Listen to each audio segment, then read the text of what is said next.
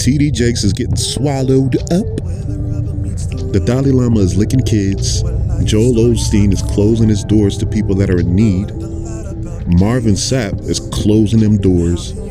And Marvin Winans is telling single mothers, I'm assuming, that $1,200 for a tithe isn't enough. What the fuck is going on, guys? What the fuck have we allowed to happen? And really, this is a reflection on us, the mass majority. This is our fault, because many of us have allowed ourselves to be deceived by these swindlers for generations, you guys. You got to understand that these propaganda, mind control facilities that you go to, aka churches, have always been in alignment with the colonists, you guys.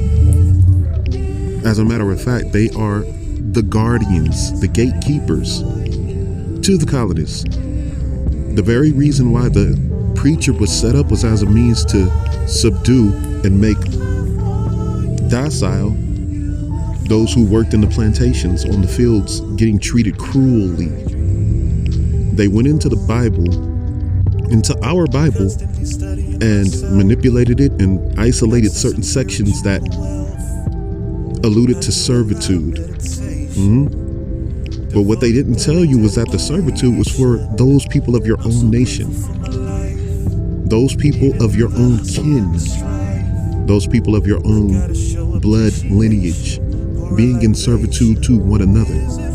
If you see an old lady crossing the street and she's burdened with several grocery bags, then you help that woman that is of your own nation across the street. And of course, that kind of aid can be extended to other nationalities, but first and foremost, we have to take care of and tend to our own home, right? Charity starts in the house.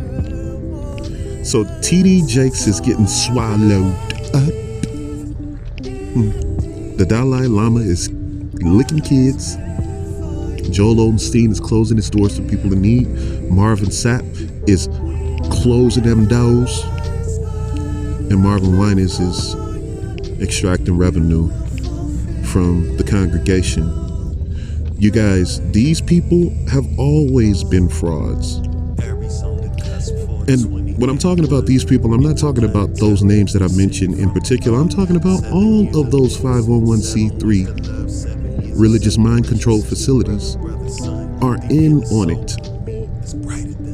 They know that you guys would be considered the congregation of the dead, the lost sheep. And there are verses in the book that say, woe to the pastors, by the way. I don't feel the need to cite it at this point because citation is not really the purpose of this here entry. But it is to let those of you who sat in those pews for many generations know that the very purpose of those guys was to mislead you. Yeah.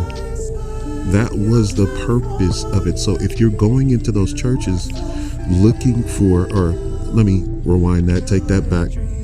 If you're going into those religious mind control facilities looking for truth, you're not really going to find it there, because those people have been in it for filthy lucre. They're diviners for filthy lucre.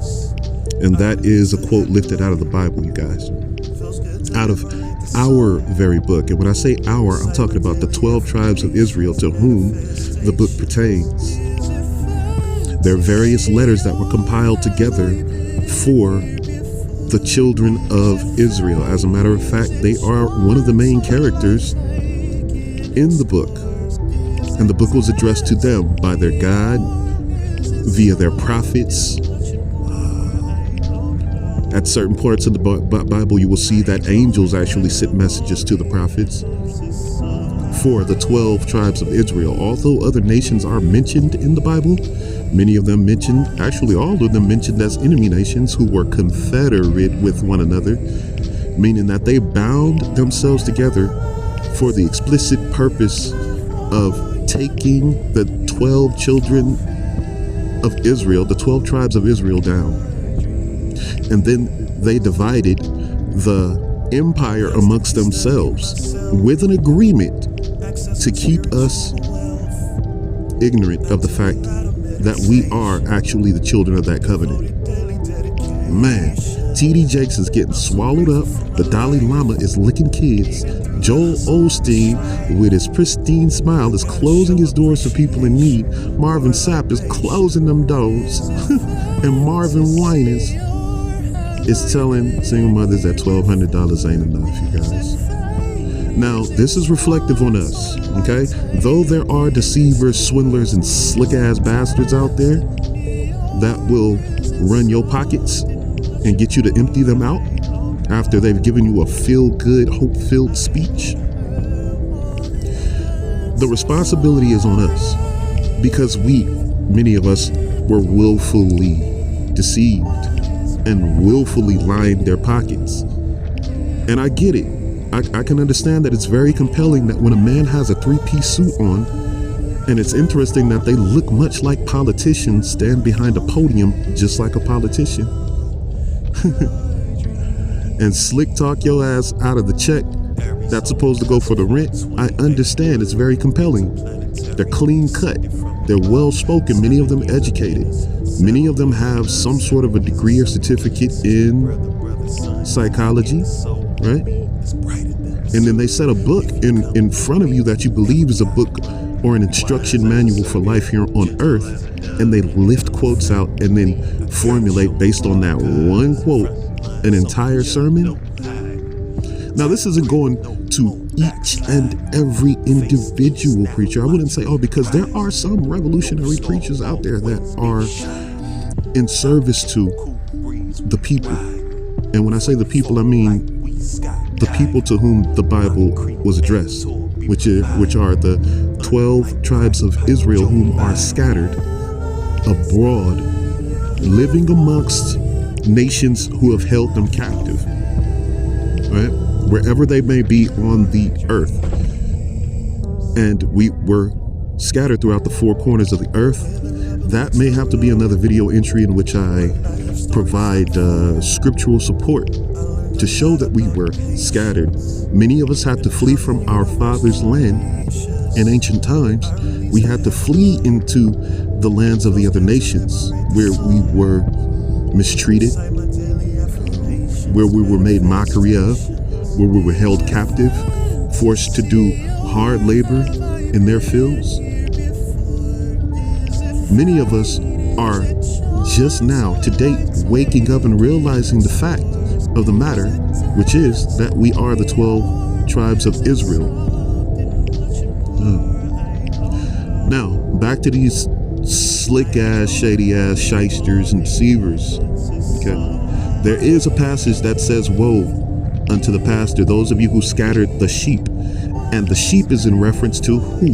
Those 12 tribes of Israel. I'm making this for the sake of clarity, and I'm making this for the sake of bestowing upon those people whom are the 12 tribes and the world over of their responsibility in allowing ourselves to be misled by several politicians who are in league with those religious leaders. They're in bed together, swallowed up, right? So a lot of this responsibility falls back right on us, man, because many of us have made those people rich. We look to them in awe, and we set these people up as idols, right? Isn't idolatry one of the most abominable sins? One of the most abominable sins, amongst a few others that I care not mention at this moment. But we set those people up as kings over us, right? Just to have them screw us on the back end. Yeah, both literally and figuratively, you guys.